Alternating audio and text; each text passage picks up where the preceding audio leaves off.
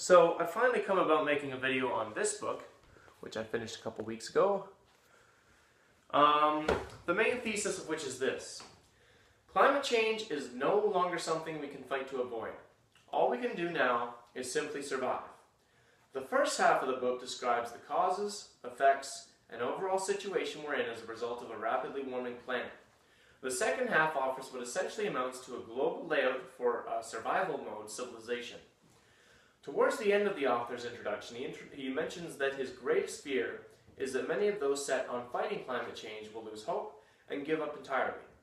To be honest with you, I can't help but validate those fears from my own personal experience. Having read some of the works of writers like Noam Chomsky, Naomi Klein, and watched films like those produced by Michael Moore, I truly believed things could change.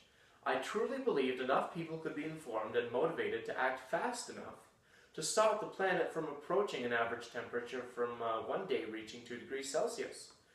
Now it seems that 4 degrees is inevitable, 5 degrees possible. At 4 degrees, survival is possible.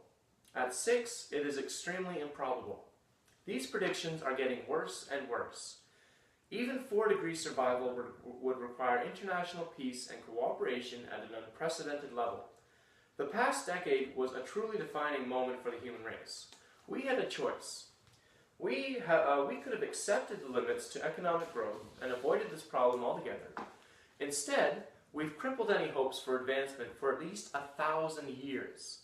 That's the time it would take for the planet to return to normal if all carbon emissions were ceased immediately.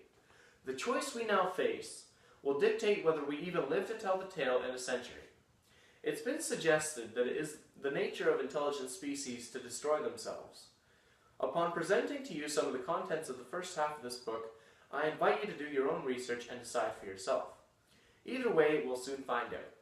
The window we have to survive will not remain open forever, and the countdown to extinction will cease to be an academic discussion and will become a cold, hard reality.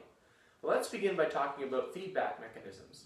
Feedback mechanisms are things that heat up the planet even more than previously before, as previous warming triggers them into effect.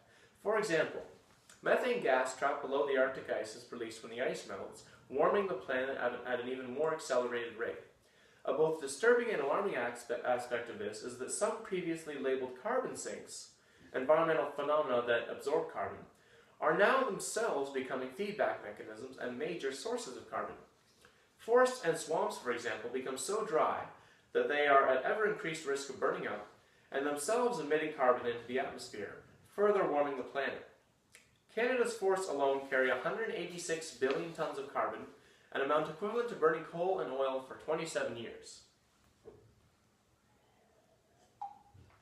I hope by now it's relatively common knowledge that climate change, whilst resulting in increased annual precipitation, is geographically inconsistent.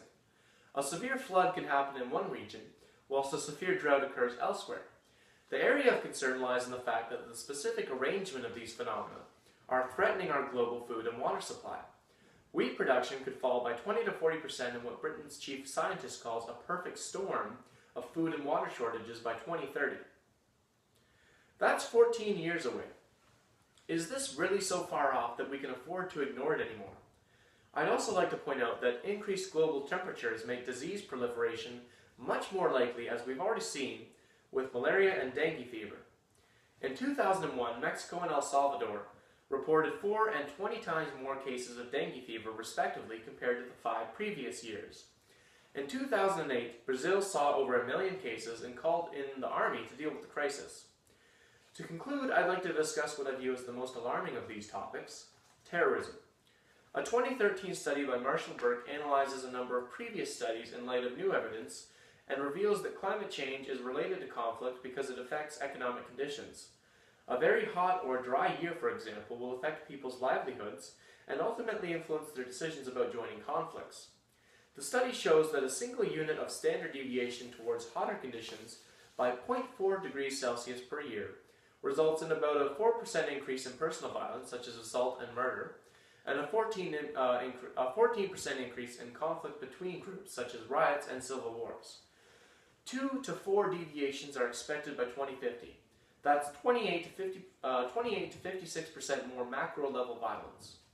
Editor editor-in-chief of the Washington Quarterly and the Center for Strategic and International Studies, says, well before glaciers melt or sea levels rise, global change will spur instability on a global scale, which will exacerbate many of the traditional national security challenges which we are grappling with today, including terrorism. I'm a concerned Canadian. Please subscribe, like me on Facebook, and follow me on Twitter.